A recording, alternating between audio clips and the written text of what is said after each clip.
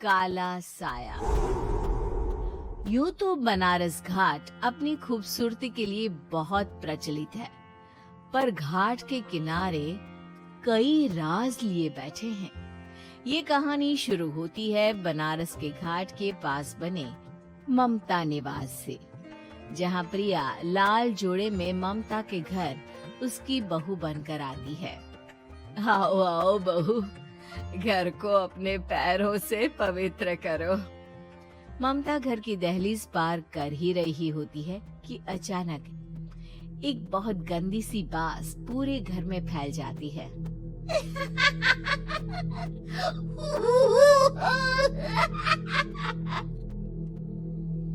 ये बदबू और ये आवाजें, ये कौन हंस रहा है माँ?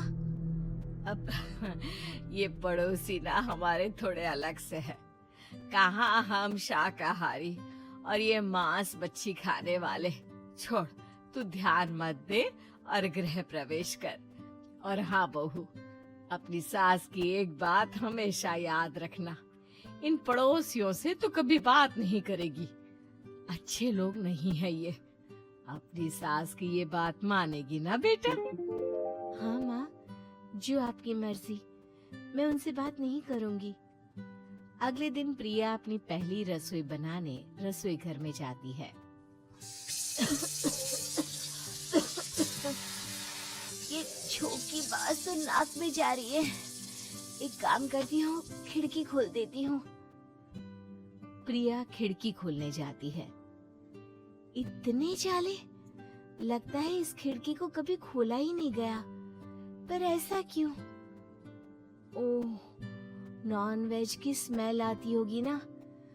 2 मिनट के लिए खोल लेती हूँ, फिर बंद कर दूंगी। प्रिया खिड़की खोलती है। खिड़की खोलते ही उसकी नजर सामने वाले घर की खिड़की पर पड़ती है, जहाँ एक लड़की खड़ी होती है। हाथों में मेहंदी, लाल रंग की साड़ी, बिल्कुल सजी धजी, मानो प्रिया की तरह ही वो भी नई नवेली बहू हो। वो प्रिया को देखकर मुस्कुराती है। हे भगवान, माँ ने तो इनसे बात करने को मना किया था। प्रिया फौरन ही खिड़की बंद कर देती है और तवे पर चढ़े रोटी की ओर देखने लगती है, पर वहाँ रोटी न होकर मछली पड़ी होती है। ये क्या? पहली ही रसोई में इतनी बड़ी गलती! हे भगवान, अब मैं क्या करूं? प्रिया बहुत डर जाती है और फौरन रसोई की सफाई करने और फिर सभी के लिए खाना बनाने लग जाती है। जब वो सबको खाना परोसती है, सब तो ठीक है, मैं बेकार में चिंता कर रही थी। हे भगवान, ऐसे ही बस अपनी कृपा बनाए रखना। रात के वक्त जब सब सो रहे होते हैं, तब प्रिया को पायल की आवाज सुनाई देती है, जिससे उसकी आंख खुल जाती है। ये पायल की आवाज कहाँ से आ रही है? प्रिया उठकर उस आवाज के पीछे छत की सीढ़ियों तक जाती है। तभी उसे बच्चे के रोने की आवाज आती है। प्रिया छत पर जाती है तो क्या देखती है? वही लाल साड़ी वाली लड़की अपनी गोद में एक नवजात बच्चे को घुमा घुमा कर सुला रही है। तभी प्रिया की नजर उसके पेट पर पड़ती है। ओह गॉड, ये तो प्रेग्नेंट भी है। सुनिए, बच्चा सो नहीं रहा है क्या? मैं कुछ मदद करूं? नहीं नहीं, आपके घर वालों को अच्छा नहीं लगेगा, मैं संभाल लूंगी। स्नेहा की गोद से बच्चा हाथ मारकर प्रिया की गोद में आने को छटपटाने लगता है।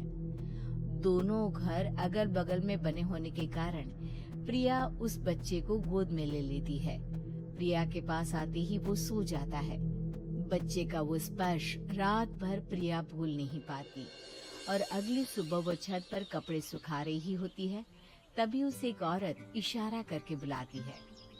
स्नेहा कह रही थी बाबू तुम्हारी गोद में आते ही सो गया। मैं गौरी, स्नेहा की माँ हूँ। बहू, घर आना, बाबू को खिला भी लेना। शाम को जब घर पर कोई नहीं रहता, बच्चे से मिलने के लिए प्रिया छिपकर अपनी पड़ोसन के घर चली जाती है और कुछ देर बच्चे को खिलाकर वापस लौट आती है। इसके कुछ दिन बाद ही प्रिया को पता चलता है कि वो माँ बनने वाली है। ममता की खुशी का ठिकाना नहीं रहता।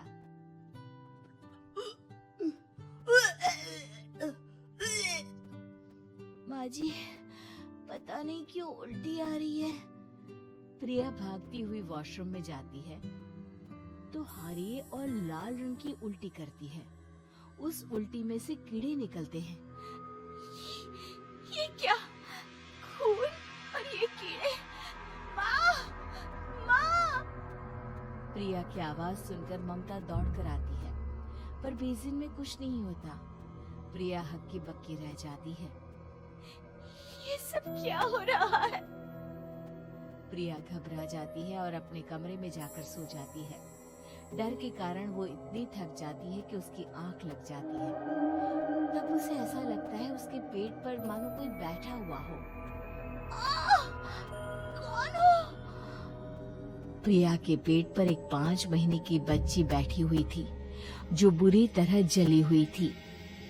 माँ, तुम ही मुझे लाई ना अपने पेट में? मैं तुम्हारी माँ नहीं हूँ। कौन हो तुम? माँ, देखो मैं जल गई बुरी तरह से। 6 महीने पेट में रहने को भी मुझे नहीं मिला। सहला दो ना माँ। बचाओ! बचाओ! माँ! ममता दौड़कर कमरे में आती है। प्रिया की बातें सुनकर वो सब समझ जाती है। तू कहीं बगल वाले घर में तो नहीं जाकर आई ना बहू? मुझे माफ कर दो, मैं गई थी माँ।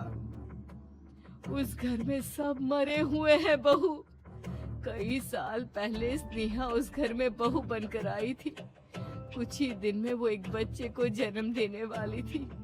पूरा घर बच्चे के आने की खुशी में खोया था कि एक दिन अचानक उस घर में आग लग गई। सब बुरी तरह जलकर मर गए। गौरी आज भी दादी बनने का इंतजार कर रही है और इसीलिए स्नेहा ने अपना अजन्मा बच्चा तुम्हारी कोख में डाल दिया। ममता ये कह रही होती कि पीछे से उसके पैरों को एक बच्चा पकड़ लेता है। दादी, दादी।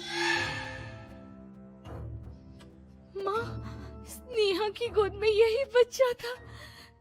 ये बच्चा कौन है फिर? तेरी मौत है। तेरी भी दादी। जिस चीज का ममता को डर था वही हो गया। ममता निवास के ऊपर मौत ने चादर बिछा दी थी। प्रिया का पेट ऐसे बढ़ जाता है मानो 9 महीने का हो। 2 हाथ उसके पेट से बाहर निकलते हैं। बहू, संतोष को फोन कर, किसी पंडित जी को बुला बहू। प्रिया का पति भागता हुआ घर आता है। ये तो होना ही था माँ। तेरा पाप तेरे सामने आ गया तो तू सह नहीं पा रही है। स्नेहा घर में आग लगी नहीं थी, माँ ने लगाई थी, प्रॉपर्टी की लालच में।